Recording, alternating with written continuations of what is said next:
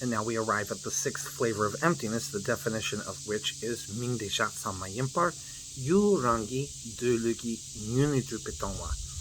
The fact that objects are void of existing from their own side through their own identity rather than simply through names and terms. According to the highest school of Buddhism, this and only this is emptiness, and there are no separate degrees of emptiness. If anything had any part of it coming from its own side, then the manipulation of new causes and the removal of older unwanted ones prior to the ripening into this unwanted experience would be impossible. We'd be victims of a dead and lifeless reality. We constantly demand results of our current actions in the present moment and use all of our force to get what we want now, completely ignorant of the actual mode of causality.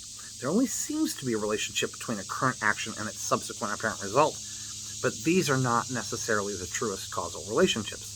By creating the right causes now and maintaining attitudes such as patience, compassion, love, and so on, we cultivate the proper energies for these causes to ripen into the desired effects we seek.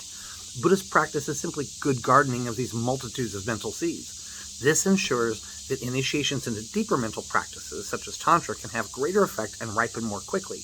Right thoughts and actions in the present create a better future. Now, looking at a pen in this new way, it's easier to see that the phenomena called pen is not what we've been fooled by our perceptions into thinking it is. What about the self of a person? Apply these same flavors to yourself, to who you think you are, and you'll soon discover a lot more about the ignorance that Siddhartha removed under the Bodhi tree to achieve enlightenment.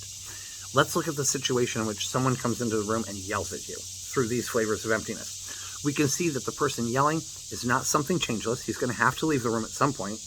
He's dependent upon processes for his own existence. And in this situation, something is the basis for his emotional reaction to seeing you.